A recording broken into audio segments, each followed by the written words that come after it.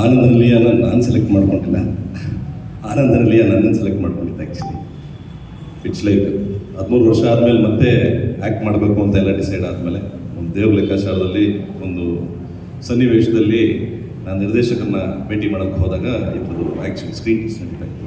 ಆ ಟೈಮಲ್ಲಿ ಹಾಗೆ ಮಾತಾಡ್ತಾ ಈ ಥರದ್ದೊಂದು ಸೀರಿಯಲ್ ಪ್ರಾಜೆಕ್ಟ್ ಆಗ್ತಾಯಿದೆ ಅನ್ನೋ ವಿಷಯ ಹಾಗೆ ಒಂದು ಸ್ಕ್ರೀನ್ ಟೆಸ್ಟ್ ಮಾಡಿದ್ವಿ. ಚಾನಲ್ ಕಡೆಯಿಂದ ಅದು ಓಕೆ ಆಯಿತು. ಸಡನ್ ಅಂತ ಮಾಕ್ ಶೂಟ್ ಮಾಡಿದ್ವಿ. ಕೊನೆಗೆ ಧರ್ಮನ್ ಕ್ಯಾರೆಕ್ಟ್ರು ಈ ಶ್ರೀರಾಜನಿಗೆ ಸಿಕ್ತು. ಬೇಸಿಕಲಿ ಫಸ್ಟ್ ಆ್ಯಕ್ಚುಲಿ ನಾನು ನಿಮ್ಮೆಲ್ಲರಿಗೂ ಸಾರಿ ಹೇಳೋಕ್ಕೆ ಇಷ್ಟಪಡ್ತೀನಿ. ಯಾಕಂದರೆ ನಮ್ಮ ತಂಡದಿಂದ ನಾವು ಬರೋದು ಒಂದು 5 ನಿಮಿಷ ಲೇಟ್ ಆಯ್ತು. ನೀವು ತುಂಬ ಹೊತ್ತಿಂದ ಕಾಯ್ತಾ ಇದ್ರಿ. ನಮ್ಮ ತಂಡದ ವತಿಯಿಂದ ನಾವು ಮೊದಲನೇದಾಗಿ ಸಾರಿ ಕೇಳ್ತೀವಿ. ಬಟ್ ನಿಮ್ಮ ಪೇಷನ್ಸ್ಗೆ ನಾವು ಯಾವತ್ತೂ ಆಭಾರಿಯಾಗಿರ್ತೀವಿ. ಆನಂದನಲ್ಲಿಯ ಇದೊಂದು ಕೌಟುಂಬಿಕ ಸೀರಿಯಲ್ ಅಂತ ಹೇಳಲಿಕ್ಕೆ ಇಷ್ಟಪಡ್ತೀನಿ. ಇಲ್ಲಿ ನಿಮಗೆ ಹೀರೋ ಹೀರೋಯಿನ್ನು ಅನ್ನೋದಕ್ಕಿಂತ ಕಥೆನೇ ಹೀರೋ. ಅದರಲ್ಲಿ ಪ್ರತಿಯೊಬ್ಬರದು ಒಂದೊಂದು ಪಾತ್ರ. ಆ ಪಾತ್ರದಲ್ಲಿ ನೀವೇನು ನೋಡ್ಬೋದು ಅಂದರೆ ನಿಮ್ಮಲ್ಲಿರುವಂಥ ಅಣ್ಣ ತಮ್ಮನ ನೋಡ್ಬೋದು, ಅಣ್ಣ ತಂಗಿ ನೋಡ್ಬೋದು, ಅತ್ತಿಗೆ ನೋಡ್ಬೋದು, ತಂದೆ ತಾಯಿ ನೋಡ್ಬೋದು. ಯಾವುದೋ ಒಂದು ಪಾತ್ರದಲ್ಲಿ ನಿಮ್ಮ ಮನೆಯವ್ರ ಜೊತೆ 100% ಕನೆಕ್ಟ್ ಆಗ್ತೀರಾ. ಆ ಥರ ವಿಷಯಗಳನ್ನ ಇಟ್ಕೊಂಡು, ಆ ಥರ ಎಳೆಗಳನ್ನ ಇಟ್ಕೊಂಡು ಸೀನ್ಸ್ಗಳನ್ನ ಪೂರ್ಣಿಸಿ ಮಾಡಿರುವಂಥ ಒಂದು ಸೀರಿಯಲ್ಲು. ಇದಕ್ಕೆ ನಿಮ್ಮೆಲ್ಲರೂ ಪ್ರೀತಿ, ಆಶೀರ್ವಾದ, ಸಹಕಾರಬೇಕು. Thank you. Thank you so much. ಯಾವ ರೀತಿಯಾಗಿ ರೆಡಿ ಆದರೆ ಈ ಪಾತ್ರ ಬಂದ ತಕ್ಷಣ ನಿಮ್ಮ ಎಕ್ಸ್ಪೆಕ್ಟೇಷನ್ಸ್ ಏನಿತ್ತು, ಇದ್ರ ಹೇಗೆ ರೆಡಿ ಆದರೆ ಇದ್ರ ಬಗ್ಗೆ? ಎಲ್ರಿಗೂ ನಮಸ್ಕಾರ. ನಾನು ಮೊದಲಿಗೆ ನಮ್ಮ ಪ್ರೊಡ್ಯೂಸರ್ ಸುಬ್ಬು ಸರ್ ಥ್ಯಾಂಕ್ಸ್ ಹೇಳ್ತೀನಿ. ನನ್ನ ಈ ಪಾತ್ರಕ್ಕೆ ಸೆಲೆಕ್ಟ್ ಮಾಡಿದ್ದಕ್ಕೆ ನನಗೆ ತುಂಬಾ ಸಂತೋಷ ಆಗ್ತಾ ಇದೆ. ಈ ಪಾತ್ರ ಒಂದು ಅತ್ತಿಗೆಯಾಗಿ ಮಾಡೋದು ಅಂತ ಹೇಳಿದ್ರೆ, ಇವಾಗ ಎಲ್ಲರೂ ಅವ್ರವ್ರ ಲೈಫಲ್ಲಿ ಬ್ಯುಸಿಯಾಗಿರ್ತಾರೆ. ಮುಂಚೆ ಇವಾಗ ನಮ್ಮ ಡೈರೆಕ್ಟರ್ ಸರ್ ಆದಿತ್ಯ ಸರ್ ಹೇಳ್ದಾಗೇ ಜಾಯಿಂಟ್ ಫ್ಯಾಮಿಲಿ ಇವಾಗ ತುಂಬ ಕಮ್ಮಿ ಆಗಿದೆ. ಗಂಡ ಹೆಂಡತಿ ಅವ್ರವ್ರ ಸಂಸಾರ ಅವ್ರು ನೋಡಿಕೊಂಡ್ರೆ ಸಾಕು. ಅವ್ರ ತಮ್ಮ ಇರ್ತಾರೆ, ಅವರು ಗಂಡ ಹೆಂಡತಿ ಇರ್ತಾರೆ, ಅವರು ದುಡಿತಾರೆ, ಅವರು ನೋಡ್ಕೊಳ್ಳಿ ಅವ್ರ ಸಂಸಾರ ಅಂತ. ಆ ಥರ ಇವಾಗಿರೋ ಸಿಚುವೇಷನಲ್ಲಿ ಒಂದು ಜಾಯಿಂಟ್ ಫ್ಯಾಮಿಲಿಲಿ ನಾವು ಹೇಗೆ ಅಂತೇಳಿ ನಾನು ಅಣ್ಣ ಅತ್ತಿಗೆ ಆಗಿ ನಾವು ಕುಟುಂಬಕ್ಕೆ ಏನೆಲ್ಲ ಸ್ಯಾಕ್ರಿಫೈಸ್ ಮಾಡಿದ್ದೀವಿ, ಮತ್ತು ನಮ್ಮ ಮೈದುನರೆಲ್ಲ ಆಗಿ ನಮ್ಮ ಅತ್ತೆ ಅವರೆಲ್ಲ ಒಂದು ಸಂಸಾರ ಆಗಿ ಒಂದು ಒಗ್ಗಟ್ಟು ಹೇಗಿದೆ ಅನ್ನೋದು ನಾವು ಆನಂದನಿಲಯದಲ್ಲಿ ನಿಮಗೆಲ್ಲ ತೋರಿಸ್ಕೊಡ್ತಾ ಇದ್ದೀವಿ. ಮತ್ತು ನಾನು ತುಂಬ ವರ್ಷ ಆದಮೇಲೆ ಮತ್ತೆ ಸುವರ್ಣ ಬಂದಿದ್ದೀನಿ. ಒಂದು ಒಳ್ಳೆ ಪ್ರಾಜೆಕ್ಟಲ್ಲಿ ನನಗೆ ಅವಕಾಶ ಸಿಕ್ಕಿದೆ, ಅದಕ್ಕೆ ತುಂಬಾ ಖುಷಿಯಾಗಿದೆ. ಪ್ರಿಪ್ರೇಷನ್ ಅಂತ ಹೇಳಿದ್ರೆ ನಾನು ಆ ಥರ ಏನು ಪ್ರಿಪ್ರೇಷನ್ ಮಾಡಲಿಲ್ಲ. ಯಾಕಂತ ಹೇಳಿದ್ರೆ ನಮ್ಮ ಡೈರೆಕ್ಟರ್ ಹೇಗೆ ಹೇಳ್ಕೊಡ್ತಾರೋ ಹಾಗೆ ನಾವಿಲ್ಲಿ ಬಂದು ನಟಿಸ್ತಾ ಇದ್ದೀವಿ. ಪಾತ್ರ ತುಂಬ ಚೆನ್ನಾಗಿ ಬರ್ತಾ ಇದೆ. ನನಗೂ ತುಂಬಾ ಖುಷಿಯಾಗಿದೆ. ಸುಧಾ ಅನ್ನೋ ಪಾತ್ರ ಎಲ್ರಿಗೂ ನಿಮ್ಮ ಮನೆ ಮಗಳು ಆಗಿ ನನ್ನ ನೋಡ್ಬೋದು. ಪ್ರತಿಯೊಂದು ಮನೆಯಲ್ಲೂ ನಡೆಯುವಂಥ ಸಂದರ್ಭಗಳೇ ನಮ್ಮ ಆನಂದ ನಿಲಯದಲ್ಲಿ ಬರ್ತಾ ಇದೆ. Thank you. Thank you so much. ಹಾಗೆ ಮುಂದೆ ನಮ್ಮ ಅಮ್ಮ ಚಿತ್ಕಲಾವಿರೋದವ್ರು ಮೇಡಮ್, ನೀವು ಮಾಡದೇ ಇರುವಂತಹ ಪಾತ್ರಗಳಿಲ್ಲ, ನಿಮ್ಮ ಮುಖ ಪರಿಚಯ ಇಲ್ಲದ ಮನೆಯೇ ಇಲ್ಲ ಕರ್ನಾಟಕದಲ್ಲಿ. ನಮ್ಮ ಆನಂದ ನಿಲಯ ಇದ್ರ ಬಗ್ಗೆ ಏನು ಹೇಳಕ್ಕೆ ಇಷ್ಟಪಡ್ತೀರಮ್ಮ? ಎಲ್ರಿಗೂ ನಮಸ್ಕಾರ. ಆನಂದ ನಿಲಯ ಟೈಟಲ್ ಹೇಳುವಂತೆ ಆನಂದ ನಿಲಯ ಅನ್ನೋ ಮನೆಯೇ ಇಲ್ಲಿ ಹೀರೋ. ಇಲ್ಲಿ ನನ್ನ ಚಿಕ್ಕ ಮಗನಿಂದ ಹಿಡಿದು ನನ್ನ ಹಿರಿಯ ಹಿರಿಕಳನ್ನು ಮನೆಗೆ ಹಿರಿಯಳು ನಾನು. ಇಲ್ಲಿ ಎಲ್ರಿಗೂ ಅಷ್ಟೇ ಪ್ರಾಶಸ್ತ್ಯ ಕೊಟ್ಟು ಅವರವರ ಅಂದರೆ ಏಜ್ಗೆ ಅನುಸಾರವಾಗಿ ಈಗ ನಂದೇ ಒಂದು ಈಗ ಈ ವಯಸ್ಸಲ್ಲಿ ತಾಯಿಗೆ ಅವಳೇ ಸಾಗಿ ಬಂದ ಒಂದು ದಾರಿ ಇದೆ, ಮಗನಿಗೆ ಅವನಿಗೆ ಒಂದು ಸಾಗಿ ಬಂದ ದಾರಿ ಇದೆ, ಇವಳು ಬೇರೆ ಮನೆಯಿಂದ ಬಂದರೂ ಸುಧಾಗ ಅವಳದೇ ಒಂದು ದಾರಿ ಇದೆ. ಎಲ್ಲ ಇದ್ದರೂ ಒಂದೇ ಮನೆಯಲ್ಲಿ ಎಲ್ಲರೂ ಹೇಗೆ ಬಾಳ್ತಾರೆ, ಹೇಗೆ ಬಾಳೋಕ್ಕೆ ಸಾಧ್ಯ? ಈಗ ನಾವೆಷ್ಟೋ ಜನ ನಗರಗಳಲ್ಲಿ ನ್ಯೂಕ್ಲಿಯರ್ ಫ್ಯಾಮಿಲೀಸ್ ಬರೀ ಗಂಡ ಹೆಂಡತಿ ಇದ್ದರೂ ಕೂಡ ನಾವು ನಮ್ಮ ಅಪ್ಪ ಅಮ್ಮನ ಊರಿಂದ ಫೋನ್ ಮಾಡ್ತೀವಿ, ಅವನ ಕಮ್ಯುನಿಕೇಷನ್ ಅವ್ರ ಜೊತೆ ಇದ್ದೇ ಇರುತ್ತೆ, ಅದಕ್ಕೆ ದುಡಿತೀವಿ, ಹಬ್ಬಕ್ಕೆ ಹೋಗ್ತೀವಿ.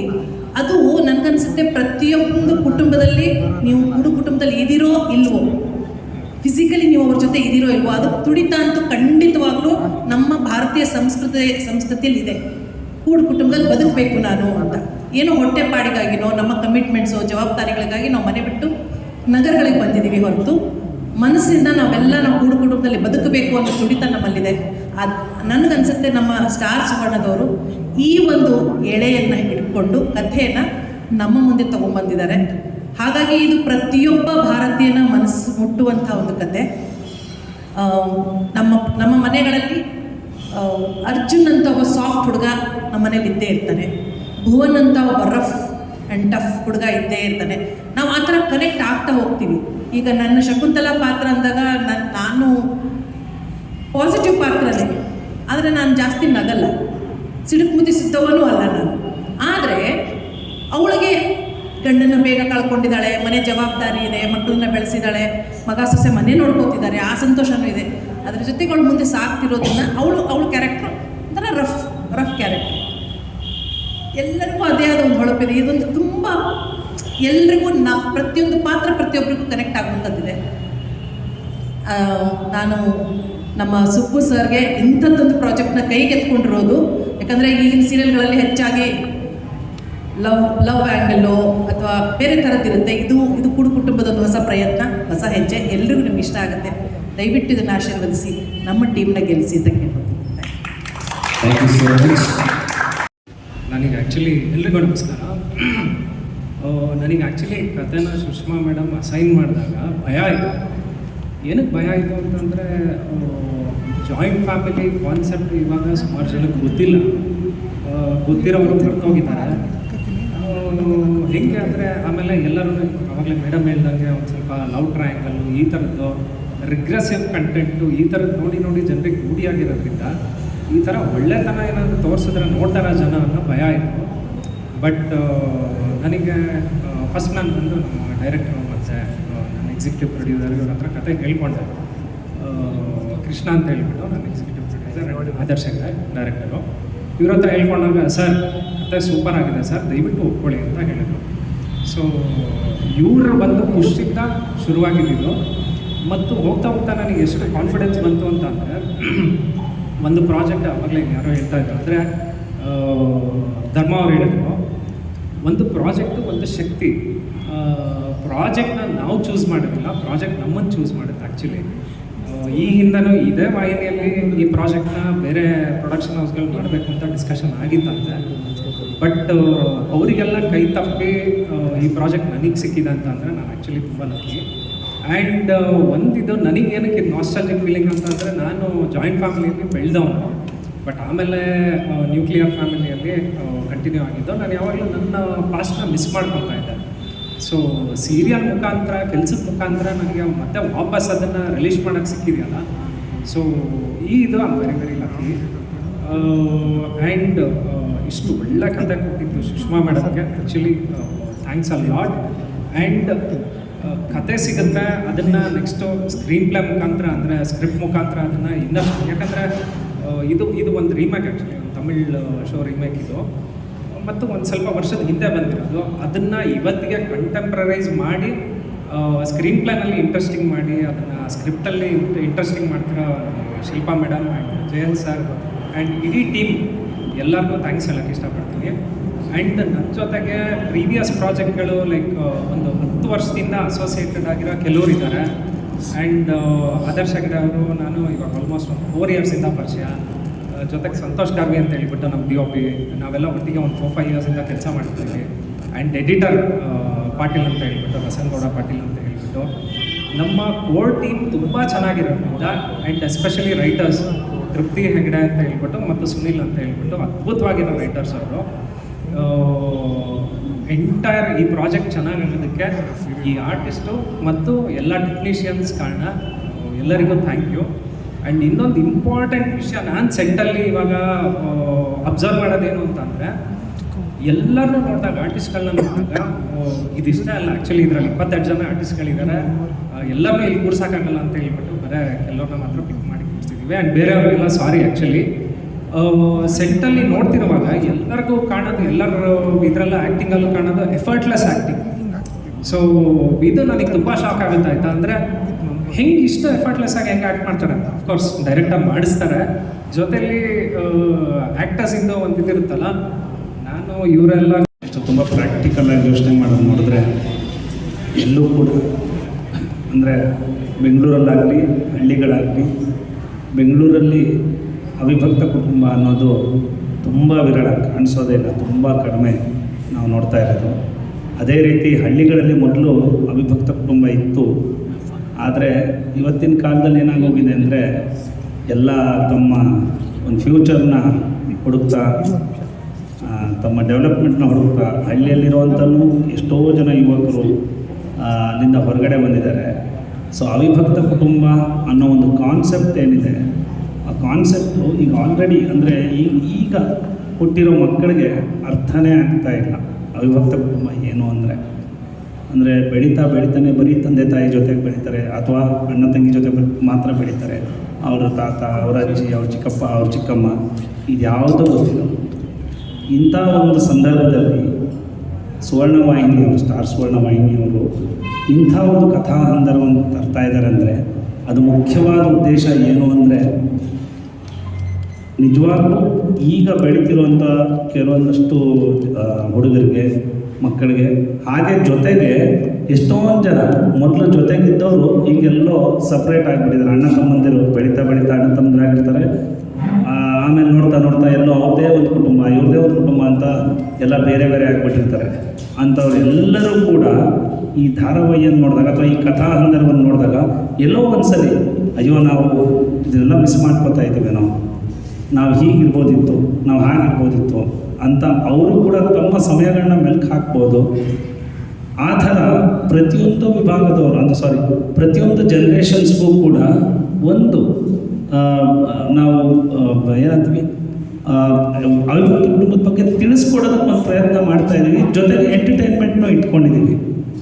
ಆದ್ದರಿಂದ ಪಾತ್ರಗಳ ಬಗ್ಗೆ ಅವರೇ ಹೇಳ್ತಾರೆ ಎಲ್ಲದನ್ನು. ಆದ್ದರಿಂದ ಎಲ್ಲ ರೀತಿಯ ಜನ್ರೇಷನ್ಸ್ಗೂ ಹೊಂದುವಂಥ ಒಂದಷ್ಟು ಪಾತ್ರಗಳನ್ನ ಇದರಲ್ಲಿ ಸೃಷ್ಟಿ ಮಾಡಿದ್ದೀವಿ. ಕಥೆ ಎಲ್ಲ ಕಡೆ ಅಂದರೆ ನಿಮಗೆ ಗೊತ್ತಿರೋ ಕಥೆಯಲ್ಲಿ ಬೇರೆ ಯಾವುದೋ ಹೊಸ ಕಥೆಯನ್ನು ಹುಟ್ಟಾಕೋಕ್ಕಾಗಲ್ಲ. ಯಾವುದೋ ಒಂದು ಕಥೆಯನ್ನು ಇಟ್ಕೊಂಡು ಅಥವಾ ಯಾವುದೋ ಒಂದು ಯಾರೋ ಒಬ್ಬರ ಜೀವನದ ಕಥೆ ಇಟ್ಕೊಂಡು ನಾವೇನೋ ಒಂದು ಕಥಾ ಹಂದರವನ್ನು ಮಾಡ್ತೀವಿ. ಬಟ್ ತೋರಿಸೋ ರೀತಿಯಲ್ಲಿ ನಾವು ಪ್ರೆಸೆಂಟ್ ಮಾಡೋ ರೀತಿ ಎಲ್ಲ ಜನ್ರೇಷನ್ಸ್ಗೂ ಎಂಟರ್ಟೈನ್ಮೆಂಟ್ ಜೊತೆಗೆ ನಾವು ಹೀಗೆ ಭಾರತೀಯ ಸಂಸ್ಕೃತಿಯಲ್ಲಿ ನಾವು ಹೀಗೆ ಆ್ಯಕ್ಚುಲಿ ಒಂದು 30-35 ವರ್ಷದಿಂದ ಹೀಗಿದ್ವಿ ಅಂತ ಅಟ್ಲೀಸ್ಟ್ ಅವ್ರಿಗೆ ನಾವು ಮನದಟ್ಟು ಮಾಡಿಕೊಟ್ರೆ ನಾವು ಮಾಡ್ತಿರುವಂಥ ಈ ಪ್ರಯತ್ನಕ್ಕೆ ಸಾರ್ಥಕತೆ ಸಿಗುತ್ತೆ ಅಂತ ನಾನು ಅಂದ್ಕೊಂಡಿದ್ದೀನಿ. ಸೊ ಇಲ್ಲಿವರೆಗೆ ಬಂದು ನಮ್ಮನ್ನೆಲ್ಲ ನೀವು ಮುನ್ನೆಲೆಗೆ ತರುವಂಥ ಪ್ರಯತ್ನ ಮಾಡ್ತೀರಾ. ಎಲ್ರಿಗೂ ಧನ್ಯವಾದಗಳನ್ನ ಅರ್ಪಿಸ್ತೀನಿ. ಸ್ಟಾರ್ ಸುವರ್ಣವಾಹಿನಿಗೆ ಧನ್ಯವಾದಗಳನ್ನ ಅರ್ಪಿಸ್ತೀನಿ. ಹಾಗೆ ನಮ್ಮ ನಿರ್ಮಾಪಕರಾದಂಥ ಸುಬ್ರಹ್ಮಣ್ಯ ಸರ್ ಅವರು ಧನ್ಯವಾದ. ವಾಹಿನಿ ಭುವನ್ ಅನ್ನೋ ಪಾತ್ರದಲ್ಲಿ ಕಾಣಿಸ್ಕೊತಾ ಇದ್ದೀನಿ. ಮೊದಲನೇದಾಗಿ ಎಲ್ರಿಗೂ ಕ್ಷಮೆ ಕೇಳ್ತೀನಿ, ಅಲ್ಲಿ ಸೀನ್ ನಡೀತಾ ಇತ್ತು, ಸೊ ಪಾರ್ಕಿಂಗ್ ಮಾಡೋದಕ್ಕೋಸ್ಕರ ಅಲ್ಲಿ ದೂರ ಹೋಗಿ ಪಾರ್ಕ್ ಮಾಡ್ಕೊಂಡು. ಇನ್ನು ನನ್ನ ಪಾತ್ರದ ಬಗ್ಗೆ ಹೇಳಬೇಕು ಅಂತಂದರೆ, ಪ್ರತಿಯೊಂದು ಮನೆಯಲ್ಲೂ ಈ ಥರದ್ದೊಂದು ರಗಡ್ ಹುಡುಗ ಇರ್ತಾನೋ ಇರಲ್ವೋ ಅನ್ನೋದೊಂದು ಡೌಟ್ ಇರುತ್ತೆ. ಕೆಲವರು ಹುಡ್ತಾನೆ ಆ ಥರ ರಗಡ್ನೆಸ್ಸು, ಆ ಥರ ರಗಡ್ ಅಂದರೆ ತುಂಬ ಕೋಪಿಷ್ಟ ಆ ಥರದ್ದಲ್ಲ, ಅವನು ಹೃದಯವಂತ. ಹಾಗೆ ಪ್ರತಿಯೊಂದು ಪಾತ್ರದ ಬಗ್ಗೆ ಹೇಳಬೇಕು ಅಂತಂದರೆ, ಎಲ್ಲ ಪಾತ್ರಗಳು ಇದರಲ್ಲಿ ಒಂದಲ್ಲ ಒಂದು ರೀತಿ ತ್ಯಾಗ ಮಾಡಿಕೊಂಡೇ ಬರ್ತಾರೆ. ಅಣ್ಣ ಆಗಿರ್ಬೋದು, ಅತ್ತಿಗೆ ಆಗಿರ್ಬೋದು, ಅಮ್ಮ ಆಗಿರ್ಬೋದು, ನನ್ನ ತಮ್ಮ ಆಗಿರ್ಬೋದು, ಇನ್ನೊಂದು ದೊಡ್ಡಣ್ಣ ಆಗಿರ್ಬೋದು, ಅರ್ಜುನ್ ಅಥವಾ ನಾನಾಗಿರ್ಬೋದು, ಎಲ್ಲರೂ ಪ್ರತಿಯೊಂದು ರೀತಿಲಿ ಒಂದು ರೀತಿ ತ್ಯಾಗ ಮಾಡ್ಕೊಂಡು ಬರ್ತಾ ಇರ್ತೀವಿ. ಅದು ಆ ಕತೆ ಮುಂದೆ ಹೇಗೆ ಹೋಗುತ್ತೆ, ಆ ಮುಂದೆ ಏನೇನಾಗುತ್ತೆ ನಮ್ಮ ಜೀವನದಲ್ಲಿ, ನಮ್ಮ ಕುಟುಂಬದಲ್ಲಿ ಯಾರ್ಯಾರು ಸದಸ್ಯರು ಬರ್ತಾರೆ, ಅವರು ಬಂದ ಮೇಲೆ ನಮ್ಮ ಕುಟುಂಬ ಇದೇ ರೀತಿ ಇರುತ್ತಾ ಅಥವಾ ಬಿರುಗುಬಿಡುತ್ತಾ, ಇದು ನಮ್ಮ ಮುಂದೆ ಹೋಗುವಂಥ ಕತೆ. ಇಷ್ಟು ನನ್ನ ಪಾತ್ರದ ಬಗ್ಗೆ. ಮುಖ್ಯವಾಗಿ ನಾನು ಸ್ಟಾರ್ ಸುವರ್ಣವಾಹಿನಿಗೆ ತುಂಬ ಥ್ಯಾಂಕ್ ಯು ಅಂತ ಹೇಳಕ್ಕೆ ಇಷ್ಟಪಡ್ತೀನಿ. ಹಾಗೆ ನಮ್ಮ ಪ್ರೊಡ್ಯೂಸರ್ ಸರ್ ಸುಬ್ಬು ಸರ್ಗೆ ಹಾಗೂ ಆದರ್ ಸರ್ಗೆ ಥ್ಯಾಂಕ್ ಯು ಅಂತ ಹೇಳಿ, ಕ್ಯಾರೆಕ್ಟರ್ ಇದೆ ಮಾಡ್ತೀರಾ ಅಂತ. ಸೊ ಅದನ್ನು ಮುಗಿಸ್ಕೊಂಡು ಇಲ್ಲಿ ಬಂದ್ವಿ. ಒಂದು 2-3 ದಿನ ಲುಕ್ ಟೆಸ್ಟ್ ಆಯಿತು, ಮೋಕ್ ಟೆಸ್ಟ್ ಆಯಿತು, ಇಮಿಡಿಯೇಟ್ಲಿ ಓಕೆ ಆಯಿತು. ಅದಾದಮೇಲೆ ನಮ್ಮ ಡೈರೆಕ್ಟರ್ ಸರ್ ಡೇ 1ಇಂದ ಹಿಡಿದು ಇವತ್ತಿನವರೆಗೂ ಪ್ರತಿದಿನ ಇನ್ಪುಟ್ಸ್ ಕೊಡ್ತಾನೆ ಇರ್ತಾರೆ. ಹಾಗೂ ನಮ್ಮ ನಿರ್ಮಾಪಕರು so kind and so friendly, ತುಂಬ ಜೋವಿಯಲ್ ಆಗಿ, ತುಂಬ ಎಲ್ಲರ ಹತ್ರನೂ ಒಂಥರ ನಾವು ಪ್ರೊಡ್ಯೂಸರ್ ಅಲ್ಲ ಅಂತಲೂ ಅದೊಂದು ಫೀಲಿಂಗ್ ಇದೆ ನನಗೆ. ಆದರೂ ತುಂಬ thank you so much sir. Thank you for this beautiful opportunity and thank you so much ಎಲ್ಲ ಮಾಧ್ಯಮ ಮಿತ್ರರಿಗೆ ಇಲ್ಲಿ ಬಂದಿರೋದಕ್ಕೆ. Thank you so much. ಎಲ್ರಿಗೂ hi and thank you for your support. So ಇದು ನನ್ನ second project. So why Ananda Nilaya ಅಂತ ಬಂದಾಗ ನಾನು ಯಜಮಾನ ಮಾಡಬೇಕಾದ್ರೆ ನಾನು ಯಾವಾಗಲೂ ಅಂದ್ಕೊಳ್ತಿದ್ದೆ, ಅಂದರೆ ನೆಕ್ಸ್ಟ್ ಯಾವ್ದಾದ್ರು ಮಾಡಿದ್ರೆ ಫ್ಯಾಮಿಲಿ ಡ್ರಾಮಾ ಓರಿಯೆಂಟೆಡ್ ಈ ಥರ ಒಂದು ಸ್ಕ್ರಿಪ್ಟ್ನ ಆಯ್ಕೆ ಮಾಡಬೇಕು ಅಂತ. ಸೊ ಐ ಆಮ್ ಹ್ಯಾಪಿ, ತುಂಬ ಖುಷಿ ಆಗ್ತಿದೆ ಅರ್ಜುನ್ ಅನ್ನೋ ಒಂದು ಪಾತ್ರ ಒಂದು ಮಾಡೋದಕ್ಕೆ.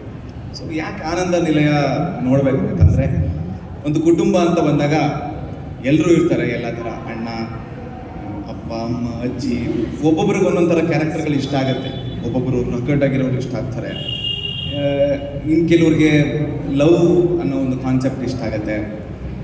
ಸೊ ಈ ಥರ ಹಲವಾರು ಕ್ಯಾರೆಕ್ಟರ್ಸ್ ಇಷ್ಟಪಡೋವಂಥ ವ್ಯಕ್ತಿಗಳು ಒಂದೇ ಮನೇಲಿ ಇರ್ತಾರೆ. ಸೊ ಅವ್ರಿಗೆ ಇದೊಂದು 100% ಒಂಥರ ಹಬ್ಬದ ಊಟ ಇದ್ದಂಗೆ. ಸೊ ಇಲ್ಲಿ ಎಲ್ಲ ಥರ ಒಂದು ಪಾತ್ರಧಾರಿ ಅಂದರೆ ಕ್ಯಾರೆಕ್ಟರ್ಸ್, ಅಂದರೆ ಅಫ್ಕೋರ್ಸ್ ಇವಾಗ ನಾವು 4 ಜನ ಅಣ್ಣ ತಮ್ಮದಿರಿರ್ತೀವಿ. ಅಣ್ಣ ಅಂತ ಬಂದಾಗ ಒಂದು ಮನೆ, ಒಂದು ಕುಟುಂಬ ಚೆನ್ನಾಗಿರಬೇಕು ಅಂದರೆ ಯಾರೊಬ್ಬರು ತ್ಯಾಗ ಮಾಡ್ತಾನೆ ಇರಬೇಕು, 100% ಅದು ಮಾಡಲೇಬೇಕು. ಆವಾಗಲೇ ಒಂದು ತುಂಬ ಆನಂದವಾಗಿ ಮುಂದೆ ಹೋಗೋದಕ್ಕೆ ಸಾಧ್ಯ. ಸೊ ಹಾಗಾಗಿ ಅಣ್ಣ ಮತ್ತು ಅತ್ತಿಗೆ ಯಾವಾಗಲೂ ಆ ಕೆಲಸ ಮಾಡ್ತಿರ್ತಾರೆ. ಅಗೇನ್ ಒಂದು ಅಪ್ಪ ಅಮ್ಮನ ಥರನೇ. ಆ್ಯಂಡ್ ಅಮ್ಮ ಪೆದ್ಗುಬೆಗಳ ಅಂತ ಬೈಕೊಂಡು ಡ್ರೈ ಫ್ರೂಟ್ಸ್ ತಿನ್ಕೊಂಡು ತುಂಬ ಚೆನ್ನಾಗಿ ಆ ಒಂದು ಪಾತ್ರ ಮಾಡಿದ್ದಾರೆ.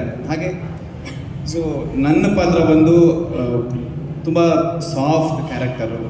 ಮನೆಗೆ ನಾನು ಒಬ್ಬನೇ ಒಂದು ಸ್ವಲ್ಪ ಸೊ ನನ್ನ ಒಂದು ಪಾತ್ರದ ಎಕ್ಸ್ಪೆಕ್ಟೇಷನ್ಸ್ ಬಂದರೆ ತುಂಬ ಸಾಫ್ಟ್ ಕ್ಯಾರೆಕ್ಟರ್, ಒಂದು ಲವ್, ಈ ಥರ ಒಂದು ಪ್ಯಾಟರ್ನ ಇಷ್ಟಪಡ್ಬೋದು. ಹಾಗೆ ನನ್ನ ತಮ್ಮ ಭುವನ್ ಅಂತ ಬಂದಾಗ ಫಸ್ಟು ಏನೋ ಒಂದು ಮಾತುಕತೆ ಆಯಿತು ಅಂದರೆ ಮಾತಾಡಲ್ಲ, ಡೈರೆಕ್ಟಾಗಿ ಹೋಗಿ ಹೊಡಿತಾನೆ, ಆಮೇಲೆ ಏನಾಯ್ತು ಅಂತ ಕೇಳ್ತಾನೆ.